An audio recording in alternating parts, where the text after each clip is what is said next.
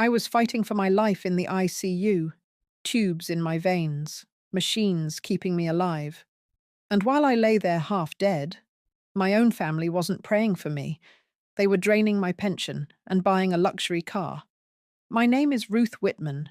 I'm 74 years old, and this is the story of how my greatest battle wasn't inside that hospital ward, but inside my own home. Before I begin, let me know in the comments where you're watching from. I've found that no matter where we live, whether it's a small town or a bustling city, betrayal has the same sharp taste. The day everything began was supposed to be ordinary. I'd gone in for a checkup after feeling dizzy for weeks. I thought it might be low blood pressure or just fatigue. But within hours, I collapsed. The next thing I remember was waking up in the ICU, nurses moving quickly around me, a mask strapped to my face. My body felt heavy, as though the weight of my 74 years had finally caught up to me all at once. The doctors told me later it was a severe respiratory episode, the kind that can steal your breath in an instant. Recovery wouldn't be quick, they said. I'd need days of monitoring, endless tests, and medications strong enough to make me drowsy most of the time.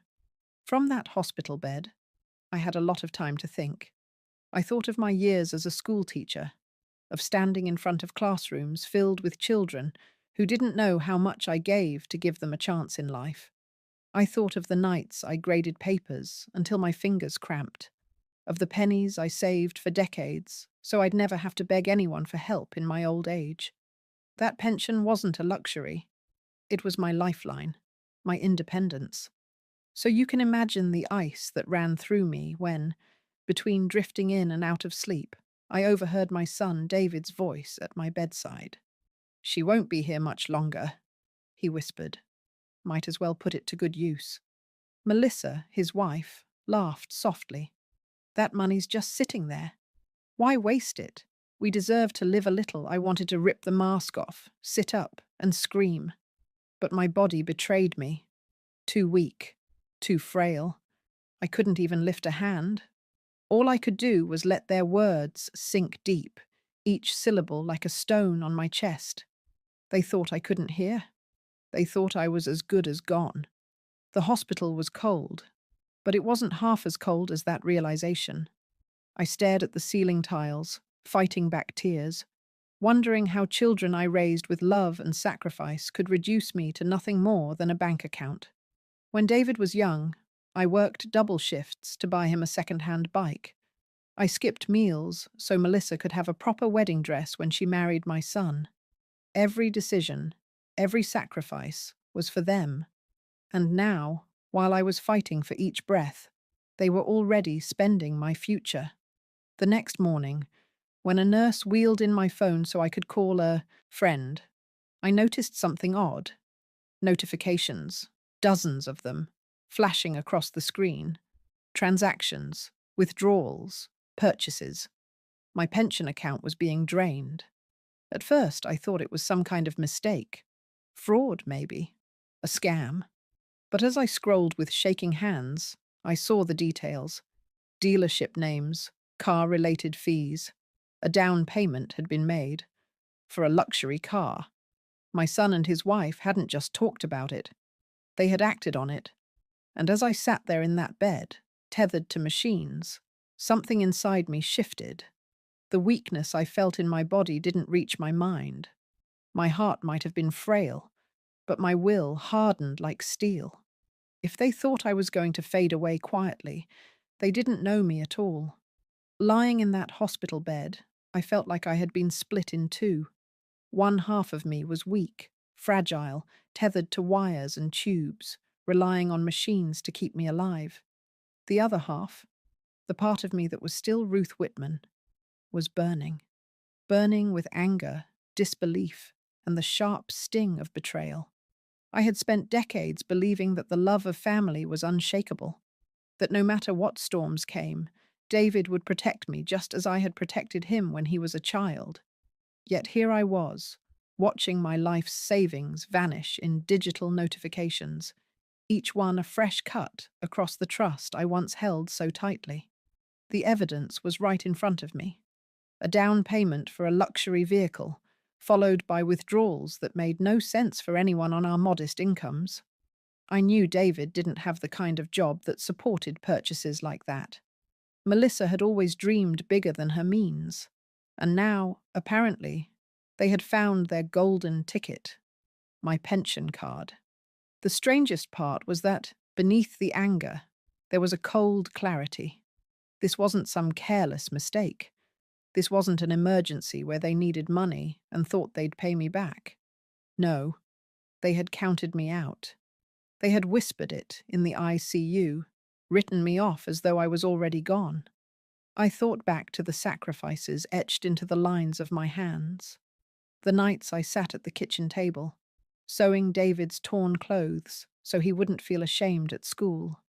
The long evenings when Melissa first joined our family, how I stretched my budget to make sure she felt welcomed, buying her favorite foods, even slipping her money when I knew she and David were struggling. I had done those things gladly, out of love. And now, that same love had been tossed aside like old scraps. The next day, when the doctor came in with his calm explanations about my recovery plan, I barely heard him. My mind was elsewhere, piecing together what I needed to do. But before I could act, I had to confirm it. I needed proof. When the nurse left my phone charging beside me, I waited until the ward was quiet, then pulled it close. My fingers trembled as I opened my banking app again, scrolling further back. That's when I saw it. The transfer to Melissa's account. Not even hidden. Bold as daylight. They hadn't even bothered to disguise it. A nurse walked past just then, adjusting the IV line on the patient beside me, and I quickly slipped the phone under the blanket. I felt shame burning in my chest, though it wasn't mine to carry. Why was I the one hiding, when they were the thieves? That night, as the hospital lights dimmed and the machines hummed in the darkness, I heard them again. David's voice, low but edged with excitement. "Once the paperwork clears, we'll be set," he whispered. Melissa's voice followed, smoother, dripping with smugness. "Finally, something nice. We deserve this. And if she doesn't make it, well, it's already ours." I closed my eyes, but the tears slid down anyway. It wasn't just the words. It was the tone.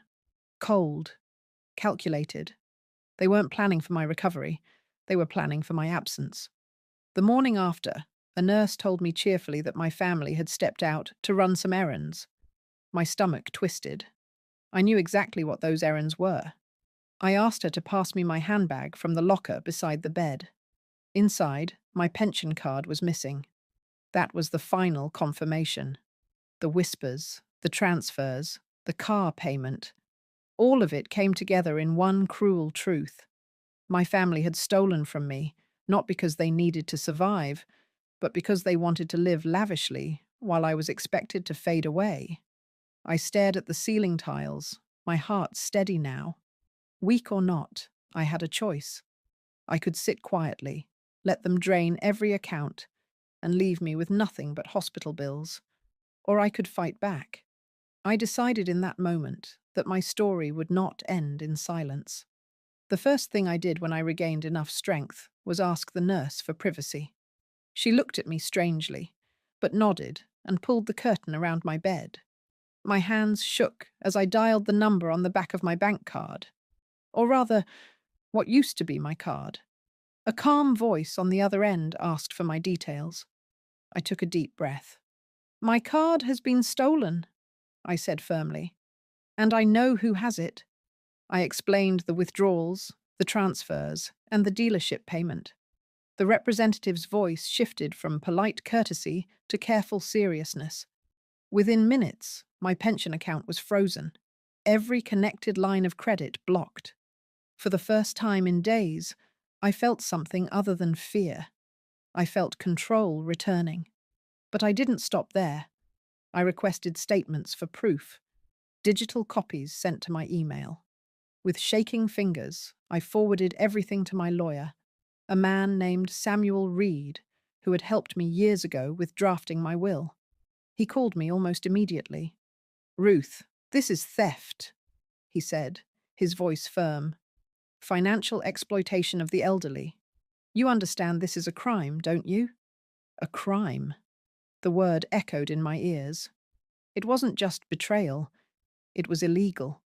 Later that evening, I asked the nurse to connect me with the local police department. A young officer came to the hospital the following morning, his notepad ready. I told him everything. The whispers in the ICU, the missing card, the transactions, the luxury car. He wrote quickly, occasionally glancing up at me with a mixture of pity and respect. When I finished, he set his pen down. Mrs. Whitman, he said, you've done the right thing. We'll open a case. For now, don't let on that you know. If they think you're still unaware, we'll have more leverage. So that was the plan. I would play the frail old woman, quiet, trusting, unaware. But beneath that mask, I would be watching everything. It wasn't easy to sit in that hospital bed, pretending not to notice when Melissa walked in with a new designer handbag, or when David fiddled with car keys that glinted a little too brightly for our modest life. My blood boiled, but I bit my tongue. Instead, I leaned on the only person I trusted outside of law enforcement, my neighbor, Maria Alvarez. She'd been my friend for over 30 years, the kind of woman who knew when to knock on your door with soup and when to sit silently beside you. When she visited me at the hospital, I whispered everything. Her eyes flashed. Ruth, they don't deserve you. Don't you dare let them win. Her words steadied me. For decades, I'd been the one giving strength to others. Now, in this moment, Maria gave it back to me. The following week, I was discharged from the ICU into regular care. My body was still weak, but my spirit felt sharper than it had in years. David came to pick me up, his smile stretched too wide. Melissa sat in the passenger seat of their brand new car, its leather seats gleaming under the sun. Look, Mom, David said proudly. We wanted to surprise you. Isn't it beautiful? I ran my hand along the seat, hiding the tremor in my fingers. It certainly is, I murmured. I made sure my voice carried only admiration, not the storm brewing inside me. As the car pulled out of the hospital parking lot, I caught a glimpse of Maria watching from the curb. She gave me the smallest nod. She knew, and I knew. This wasn't a car ride home. This was the beginning of the trap. That evening, back in my house, I sat in my favorite chair with a blanket over my knees. David and Melissa busied themselves in the kitchen, opening cabinets, acting as though they already owned the place. They thought I was resting, but I was listening. Every word, every smug remark, was another thread in the net tightening around them. Melissa laughed at one point. She doesn't even check her mail. She'll never know what's coming next. Oh, but I would. Because the police already did. Coming back home after weeks in the hospital should have been a relief. My house, with its creaky wooden floors and the scent of lavender polish I always kept on the furniture, had always been my sanctuary. But when I stepped inside that day, leaning on my cane, it didn't feel like mine anymore. David carried my bag in, setting it carelessly on the floor, while Melissa walked through the rooms as though she were inspecting property she had just purchased. Her eyes lingered on the china cabinet, the framed photographs, the piano in the corner. She ran her fingers across the keys, striking a note that rang sharp in the air. Still out of tune, she muttered. We'll need to get rid of it. I gripped my cane harder, biting the inside of my cheek. That piano had been my late husband's pride. He couldn't play a song to save his life, but he loved to hear me play on quiet evenings. To Melissa, it was just furniture to be tossed aside. Mom, David said loudly, breaking the silence, we'll take care of everything. You just focus on resting. His voice carried that falsely sweet tone I'd come to recognize, the one that made my stomach twist. I nodded and lowered myself into my chair by the window. My body ached, but my mind was sharper than ever. From that spot, I could see both the street outside and the performance inside. That evening, they insisted on making dinner. Melissa brought out expensive cuts of steak, wine I'd never buy on my budget. She set the table as though it were a celebration. "Cheers," she said, raising her glass once we were seated. "To fresh starts and new beginnings." Her eyes darted to the car keys she'd placed boldly in the center of the table, as though daring me to ask. I sipped water instead of wine, watching them carefully. They laughed together, talking about road trips, vacations, shopping sprees, all built on the foundation of money that wasn't theirs. For a while, I said nothing. I let their words fill the air like smoke, suffocating but revealing.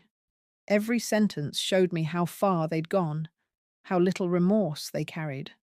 At one point, David leaned back and said, "You know, Mum, it's better this way.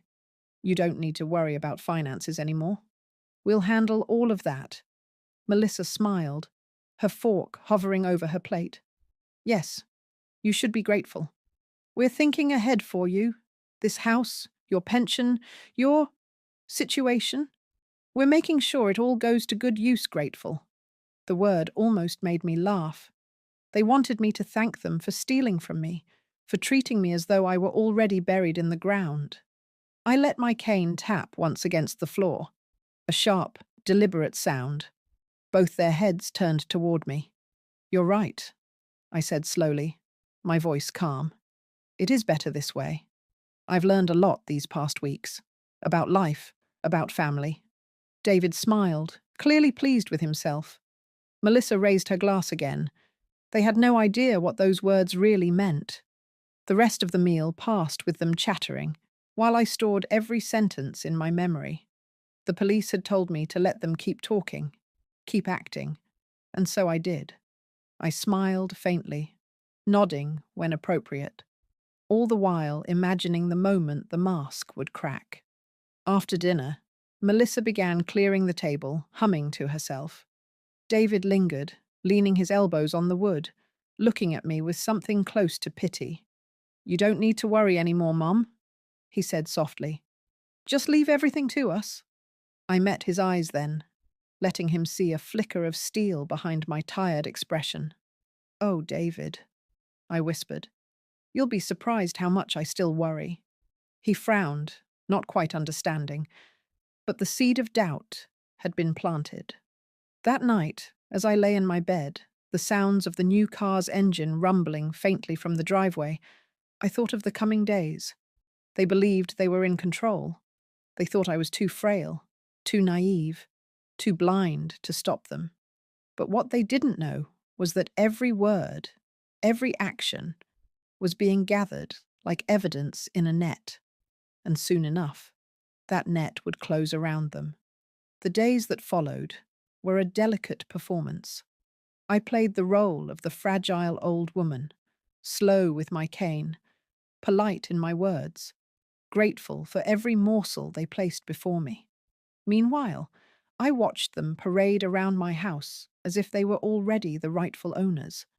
David spent his evenings polishing the car in the driveway, running his hands across its sleek curves like a proud teenager with his first vehicle. Melissa filled the rooms with shopping bags, clothes with price tags that made my stomach turn, perfumes that cost more than my monthly groceries. They didn't even bother hiding it anymore. But then, one Friday morning, their confidence cracked. I was sitting at the kitchen table, a cup of tea in my hands, when David stormed in, his face flushed. "Mum," he snapped, throwing his phone down on the table. "What did you do to the accounts?" I looked up, feigning confusion. "Accounts?" Melissa followed behind him, her arms crossed tightly over her chest. "Don't play dumb. The cards are frozen. We tried to make a payment yesterday and it was declined. Everything's blocked." I let the silence stretch, watching their panic twist into frustration. Then I set my teacup down carefully and folded my hands. "I did what any responsible person would do," I said quietly. "I protected what was mine." David's jaw tightened. "Yours? You don't even use half of it. You don't need that kind of money. We're building a future, and you're just sitting on it. Melissa's lips curled into a sneer. Honestly, Ruth, at your age, what's the point? You don't need a luxury car. We do. You don't need travel or nice things. You should be grateful we're making good use of it. Grateful. Again, with that word. It ignited something deep inside me. I leaned forward, letting my cane rest against the table, and spoke with a steadiness that surprised even me. Do you know where I was when you used that card? I was in the ICU, fighting for every breath. And while machines kept me alive, you whispered that I wouldn't last long. You counted me out. You stole from me while I lay half dead in that bed. Their faces paled. Melissa tried to laugh it off, but it came out brittle.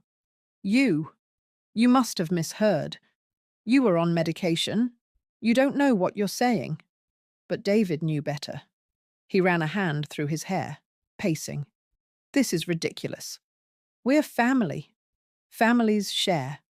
Why should you keep all that money locked up when we're the ones struggling? I reached for the folder I had prepared days earlier.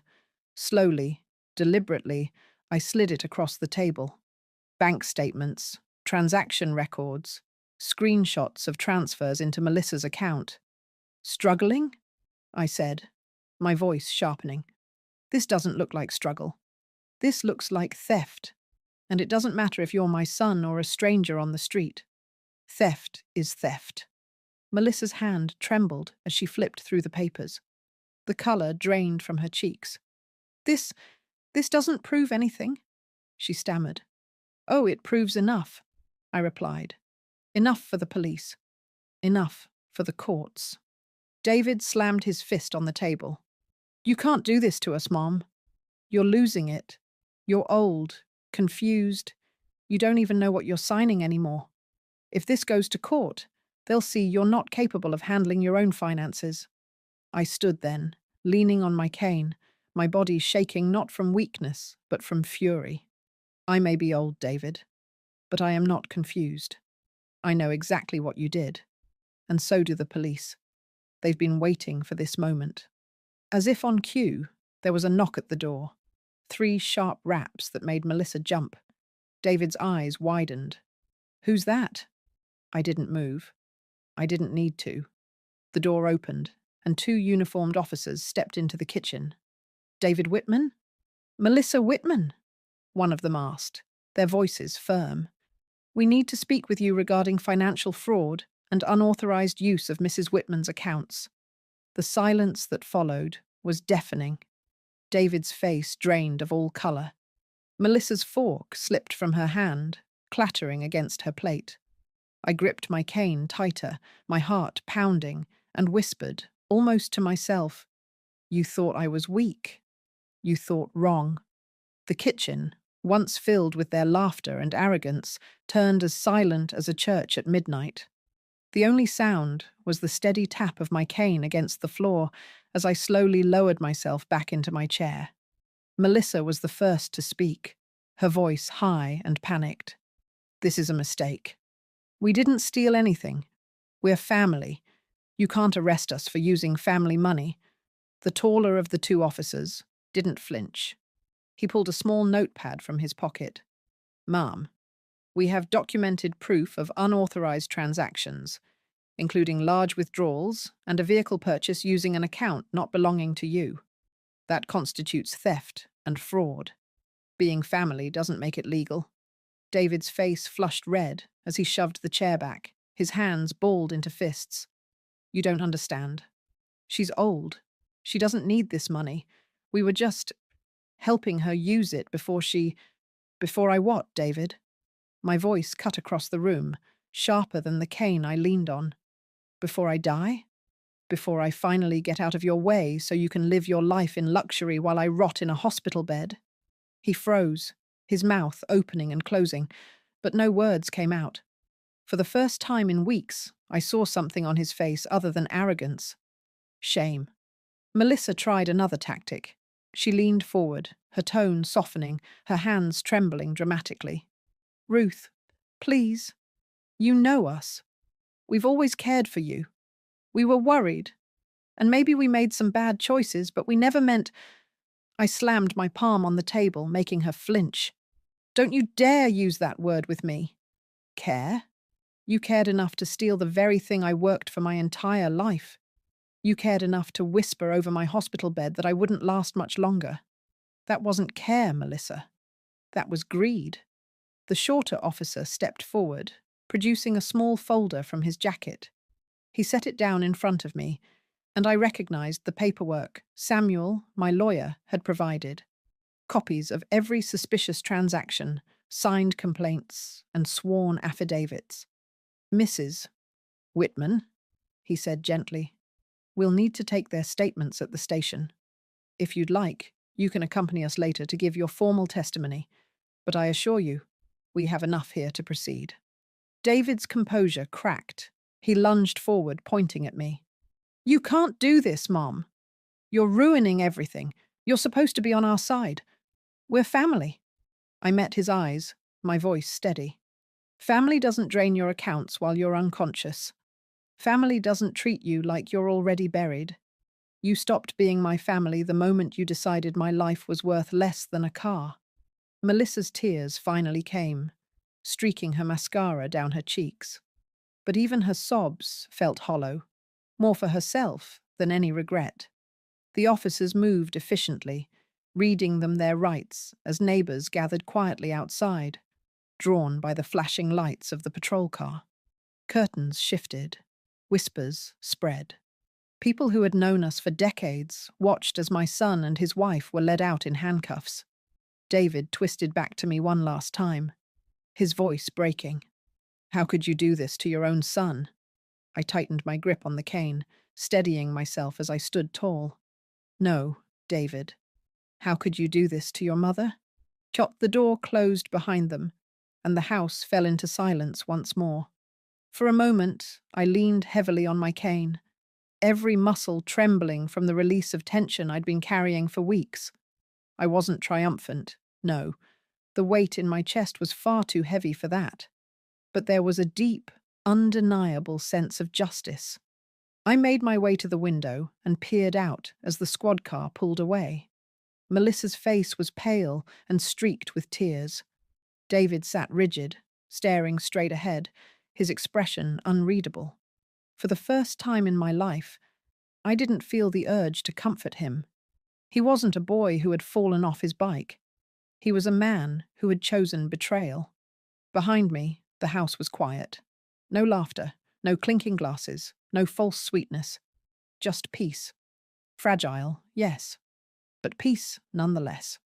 That night, I sat in the same chair by the window, the folder of evidence still on the table. My lawyer would handle the rest. The police would see justice through. And me? I would rest. Not because I was weak, but because I had finally reclaimed what they thought they'd stolen. My dignity, my control, my life. I whispered into the empty room. You thought I wouldn't last. But I did. And I'll last long enough to make sure you never forget this. The house was quiet again, the kind of quiet I hadn't felt in months.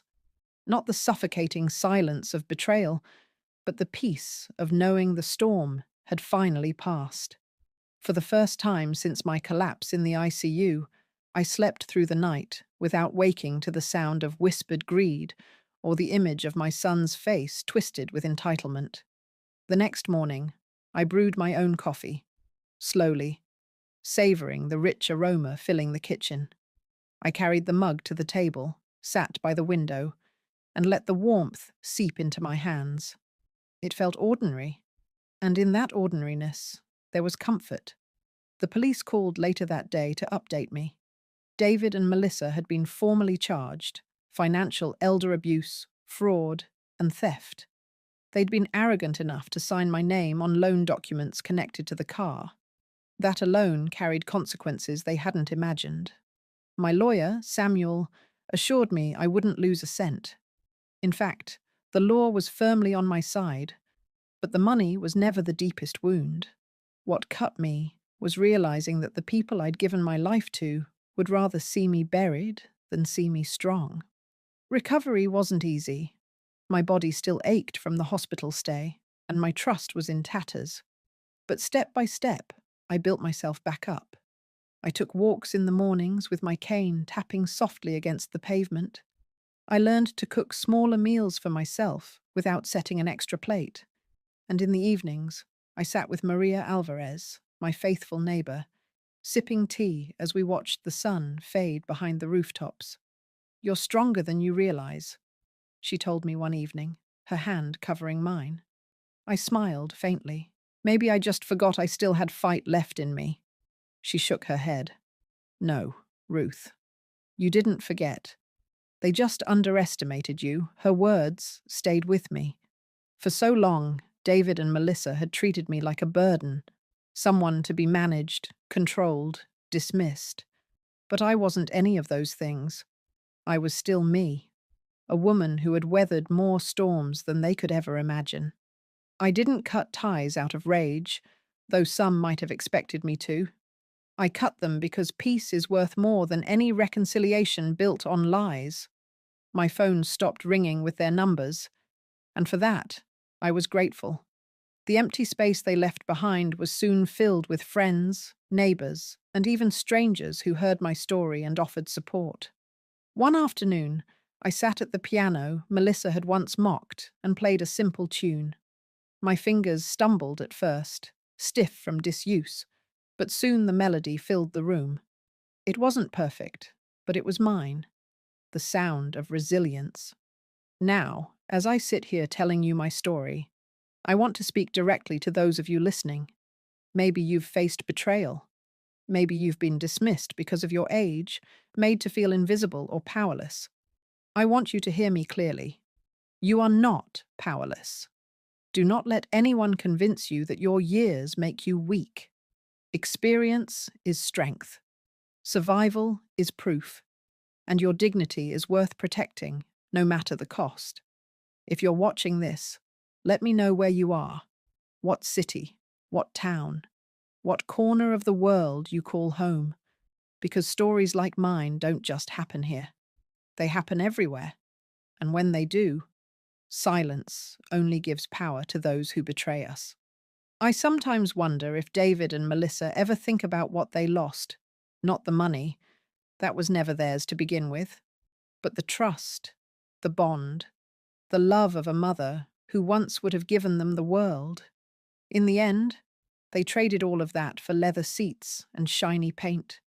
And when the car is gone, when the court dates are over, when the dust settles, all they'll be left with is the memory of the day their own mother refused to stay silent. I glance at the cane resting by my chair, the symbol of both my fragility and my strength. I pick it up, stand tall, and smile to myself.